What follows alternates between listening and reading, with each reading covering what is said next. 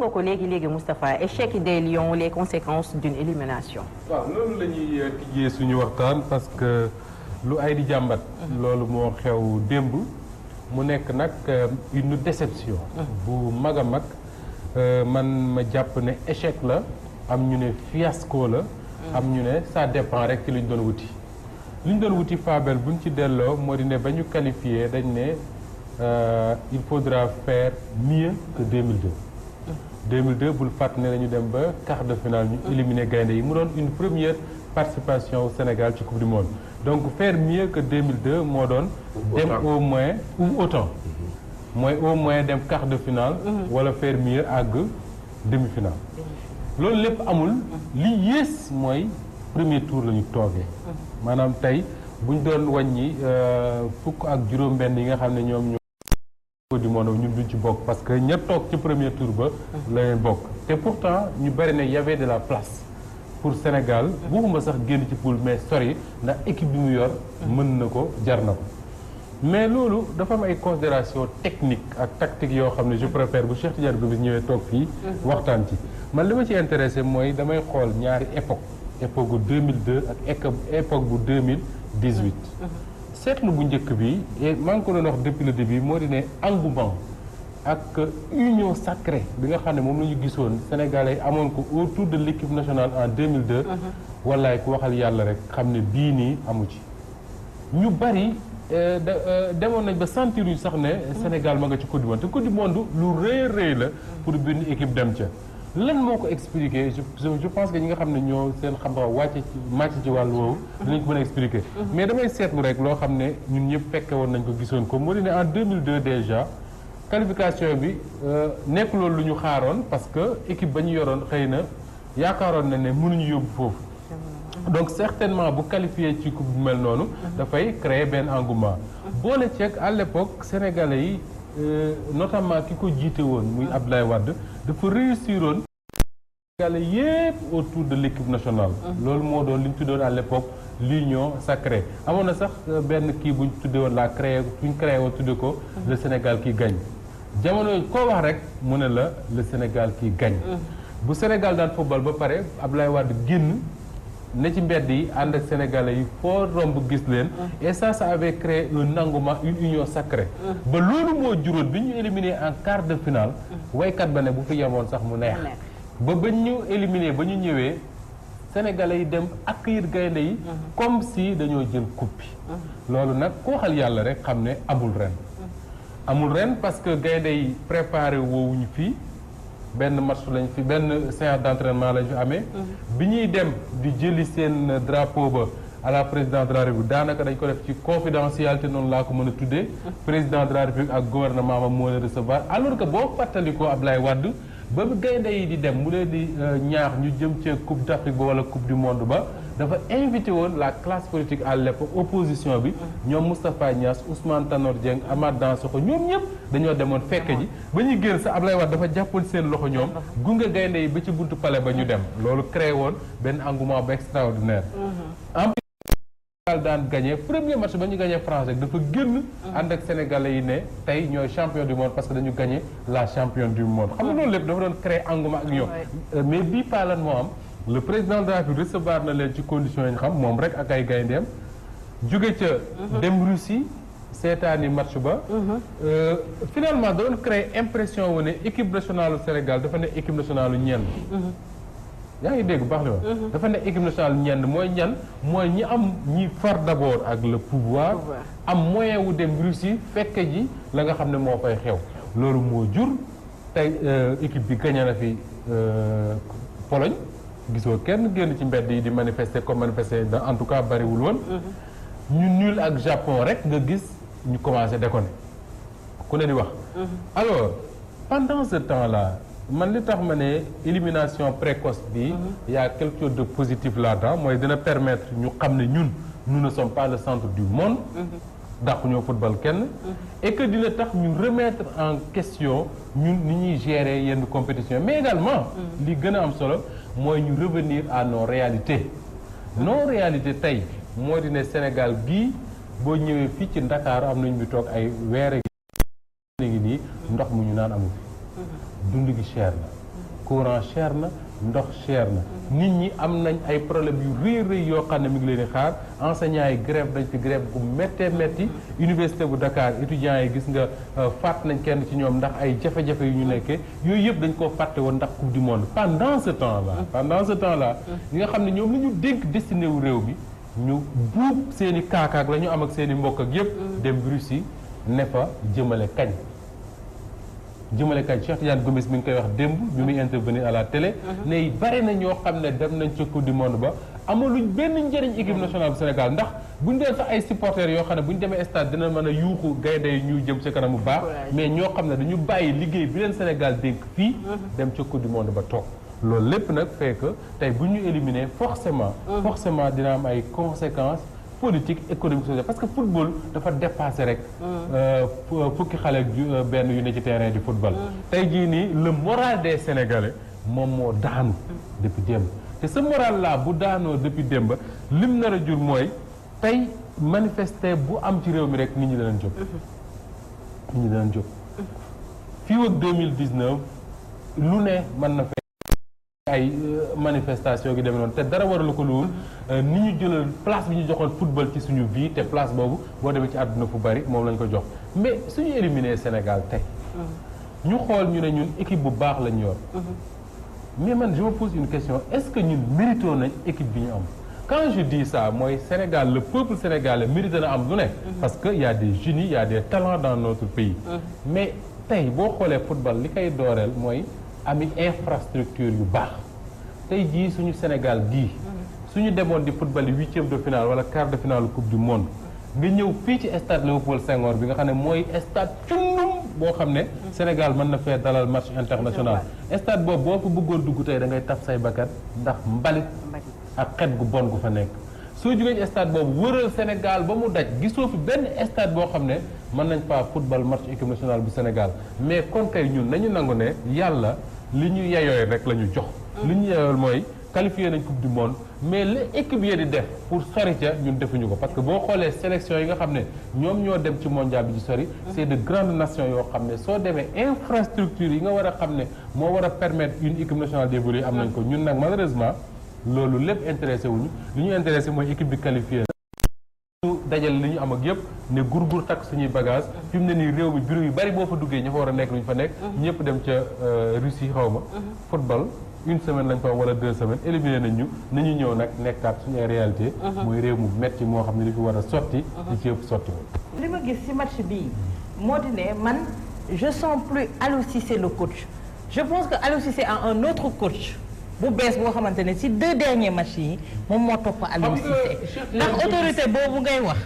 il a commencé à le perdre te loolu lan moo koy indi par exemple ku ko supérieur foofu ñëw taxaw wax ak boy yi ne kon dootul waaj kii la parce que Aliou Cissé et ça c'est senti sur le jeu dafa yàgg di wax fii di wax ne moom Aliou Cissé dafa dëgër bopp Cheikh yàgg da ko wax fii ne su xasee ba jël ay décision kenn mënu ci dara am na dem benn entraîneur bu ma doon waxtaanal ci télé bi Babacar Kane mu ne moom li mu nawee Aliou Cissé en tant qu'entraîneur parce que moom technicien football mooy dëgër boppam mais dafa seetlu ne bi ñu footballee ak Pologne ba pare Aliou Cissé dafa perte dëgër bopp boobu dëgër bopp positif la quoi dëgër bopp bu négatif dëgër bopp mooy bu xam na ne lii la bëgg loolu lay def daf ko perte te li dafay rejoindre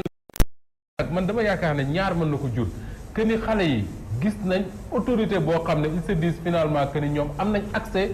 autorité bu gën a rëy seen coach parce que waa ji nee na ma boo dégloo xale yi interview yi ñuy def très souvent dañuy comparer seen génération ak génération wu 2002 et très souvent ils disent que ni ñoom ils vont faire wala ils veulent faire mieux que 2002 dañu bëgg ñu fàtte waa 2002 alors quand il dit que dañu bëgg ñu fàtte waa 2002 mooy dañoo bëgg ñu fàtte suñu entraîneur parce que l'entraîneur c'était le capitaine de 2002 et alors man j'ai toujours dit man dama mas a yaakaar que ni comparaison boobu ñuy def entre génération wu 2002 génération wu am na sax ñu ci dem ba pousser le bouchon pour te dire que ne le ridicule ne tue pas pousser le bouchon tellement loin bay wax naan génération wu Ablaye Wade ba ak génération wu Macky Sall parce que 2002 c'était l'équipe bi coïncidé avec le pouvoir de Wade 2018 c'est l'équipe bi coïncidé avec le pouvoir de Macky Sall tout cela fait que bul fàttali 2002 pour delluwaat si loolu 2002 gis nga bi Sénégal yëpp àndee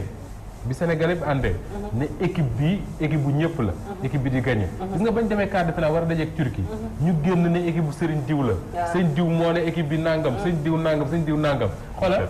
naari ci Turquie dañ ñëw dóor bañ nooy ñibbisi ñoo iyee amul problème leneen li nag mooy li Pagaw si wax sax perte ay match à la dernière minute africain yi yëpp moom moo leen dal et je me dis quelque part que ni ñun Sénégal à commencer par man on a ce défaut là c'est-à-dire que ñun lu ñu doyloo dafay yomb dafay yomb c'est-à-dire que compétition bu ñu dugg sax ñun fekk nañ fi ay jours yoo xam ne dañoo am défaite ñun fi mu ne da ngay def làmb am défaite ñu ne waaw am na mérite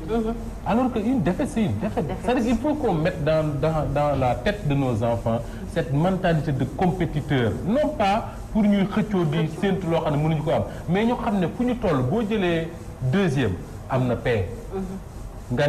gëmloo sa doom bi ne ki jël paie li mu def ba jël paie soo ko defee rek jël paie buñ defee noonu bu ñu amee football kat ne ko kii dem finale yi am na dafa am benn journaliste français Stéphane Guy bu Canal Plus dafay wax ne le football c'est une affaire de entre 11 bons hommes yaa ngi dégg nee na football ay góor donc ñoo koy def 11 ñooy jàkkaarloo tuddal Neymar tuddal nu la neex 11 ay jàkkaarloo et suñu defee li ñu war a def on peut avoir mais li Pagaw su wax loolu moo am depuis 60 échec à chaque fois yàlla baax na waaye voilà donc ba mu baaxee du tey noonu ku la man sax moo la éliminé d'accord mais koo xam ne daal vraiment olof daal da koy faral di wax El Hadji Gawsu kenn du maye bopp di rocc ci làmmiñ Aliou Cissé boo ko xasee ba dénk ne ko yow laa dénk bu ko dénk ba pare di jaaraat ci ginnaaw defe naa ne loolu aussi am na solo Moustapha c'est tellement vrai pour ñu quitter ci thème boobu ndax Awa moo ko souligné Aliou Cissé il a joué ak Pologne ak équipe am ñu ñëw Japon équipe bi xaw na changé tuuti mais xoolal la pression bi Aliou Cissé subir à cause de Diao Baldé Keita foo toll rajo boo tijji rajo boo télé boo tijji site internet boo lire ñu naan pourquoi Diao ne joue pas pourquoi ne joue pas ba Aliou Cissé boobu Aliou Cissé bul fàttali ne nit la dafa am ay nopp am ay mbokk am ñu muy wooteel téléphone di waxante ak ñoom ba moom il a été obligé de s'expliquer pour wax ne je n'ai rien contre Diao j'ai énormément de respect pour lui et que match bi di ñëw sax il sera sur le terrain man bu mu waxee loolu laa ne est-ce que y a pas quelque chose d'autre buy wax ci nopp Aliou Cissé budul liñ mas a xam et heureusement Cheikh Tidiane Gomis dëggal na ko clairement que beneen coach bi de ñemewu ma ko wax waaye beneen coach bi daal xam na boppam Moustapha ñu dem ci suñu ñaareelu actualité ba tey ngay wax ci grande surface yi nga xamante ne ñoo ngi fii waaw grande surface yi xam naa ne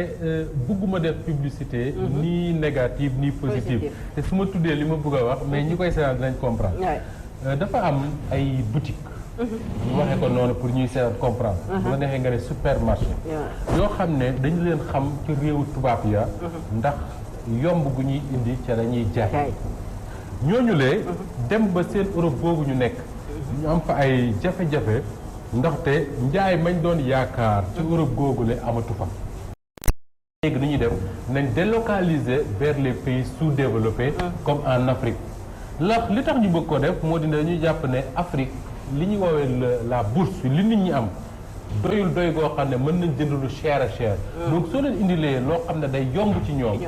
dañuy sawar dem di ko jëndi muy benn boo seetloo fan yi am na benn vidéo buy daw ci internet dafa am benn député français député européen la bu jël benn camion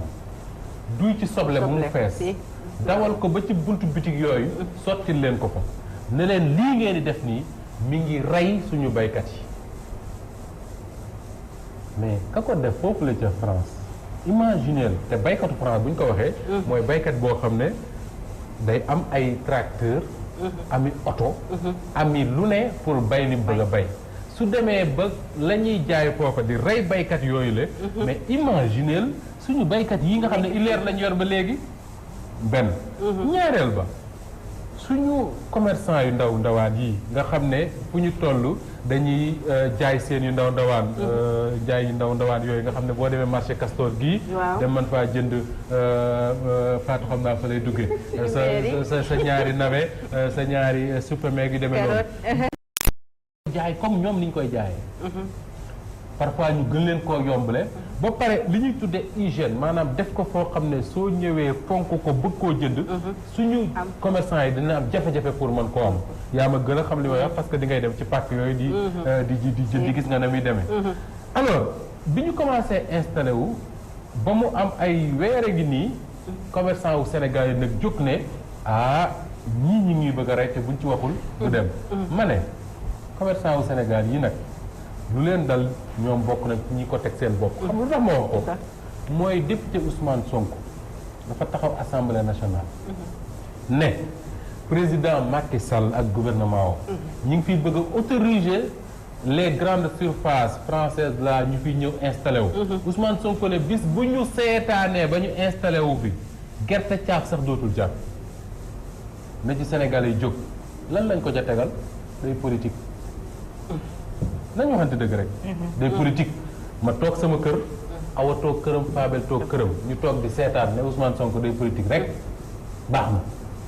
léegi ñuy dem di dem ba ñooñu installé wu ba toog ba Sénégalais yépp dem di fa jëndi di fa rang bay xeex ca buntu ba commerçant yi jóg ne du ci dal ko waxee bu ñu jógoon dem seeti Ousmane Sonko ne ko député ga ñun ñoo la tànn nga dem di ñu fa tegal assemblée dégg nañ nga wax loo xam ne wax nga ne bu amee dina grave ci ñun wax ñu nu mu demee mu expliqué leen su fekkee ne li mu ne expliqué doy na ñu jóg commencé di marche di manifester na du fi amee ba lu ñu am jël mais defuñu ko mieux am na benn mouvement bu ñu tuddee France Dégage bés bu ne mu woote manifestation ca place de l'Obélisque ne nañu ñëw ndax bu ñu manifesté wul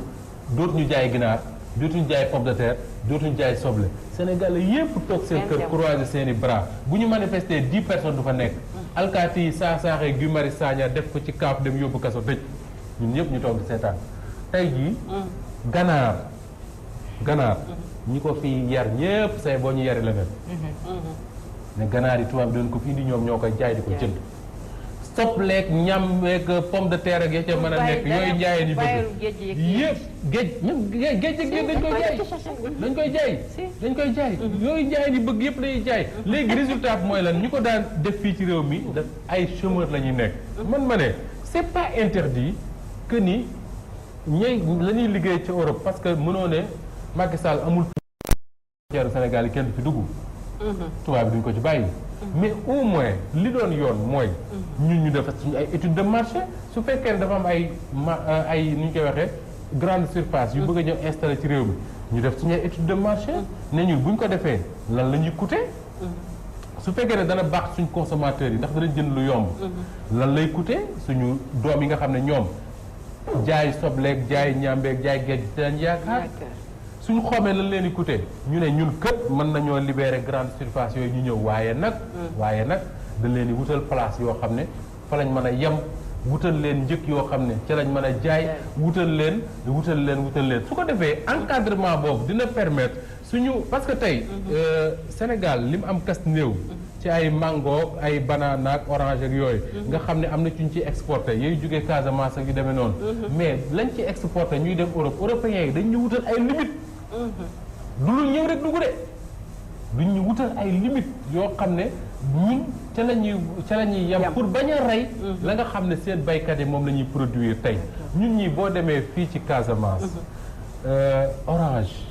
man sama benn frère nekkoon na fa indil ma orange ci Casamance moo dàq fuuf ñuy jóge Maroc mais foofa lay nekk parce que lañ war a def pour aider ña ko bay ñu mën ko exploiter yónnee ko foofule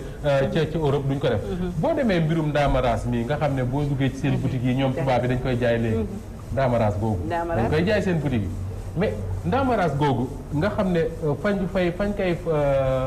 forêt foofule ca Casamance war koo yóbbu indi ko ci kii bi lan la ministre bi def ministre bi nga xam ne moom lañ dénk wàllu commerce daf ne léegi interdire na ñu koy teg ci camion yi di ko jële Casamance di indi fii ci Ndakaaru lu tax ñu ne parce que dañ ko war a jaar la ca port ba dugal ko ci ay bato mu dugg ci portu Ndakaaru bii te port ba ca Ziguinchor bato yoo koy roñ suñ ko dee roñ atum lëmb duñ ko jeexal li ma lay wax nii lu leer la bato yoo koy roñ ñaar la ñuy roñ bariwul bu ñu roñee abbayeb Fabel ak bu Awa Diop la cee mën a dugg lu bari. alors pendant ce temps là ndaamaraas ga ne fa bay yàqu ci loxo ñi nga xam ne ñoo ko doon kii indien yi nga xam ne ñoo ñëw di ko jënd jote ak ña koy ramasser ba nangootuñu liggéey ndax lañ leen di fay jaru ko. waaw loolu lépp nag pendant ce temps là ñu autoriser rek tubaab yi indi dégg léegi ñun suñu baykat yi ñoom lu leen état jëriñ finalement da ngay poser ay questions da nga naan ñun dañu fal ay nit pour ñu taxawu sénégalais yi di leen jàppale kes wala dañu fal ay nit pour ñuy def leneen loolu nag moom moo jur tey lii di xew bërki dee moo Njaay manifestation commerçant am na ci Castor UNACOIS génn wax ñeneen dinañ